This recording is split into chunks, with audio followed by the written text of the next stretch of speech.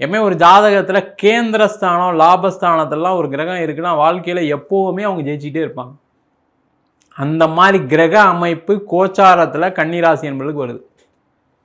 அப்போ நீங்கள் என்ன பண்ணணும் இந்த காலகட்டத்தில்? தொழிலில் நிறைய விஷயங்கள் என்னென்னலாம் பண்ணலாம், நம்ம எதெல்லாம் செஞ்சால் சாதிக்க முடியும், நம்ம இப்படியே இருந்தால் என்ன பண்ணுறது அப்படின்னு யோசித்து பல விஷயங்கள் செய்யுங்க.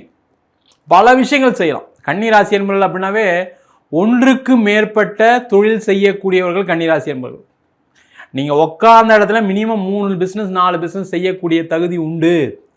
அப்போ என்னெல்லாம் செய்யலாம், எதெல்லாம் செஞ்சால் நமக்கு லாபம் வரும், எதெல்லாம் செய்ய முடியும் நம்மளால் அப்படின்னு ஒரு வாட்டி ஜாதகத்தையும் பார்த்துட்டு பண்ணீங்க அப்படின்னா கண்டிப்பாக உங்களுக்கான பிரச்சனைகள் நிவர்த்தி ஆகும், பண வரவுகள் வரும், பெரிய லெவலில் தொழிலில் முன்னேற்ற பாதையை எடுத்து செல்வதற்கான வாய்ப்பு உண்டு. எல்லா பிரச்சனையும் சால்வ் பண்ணுவீங்க.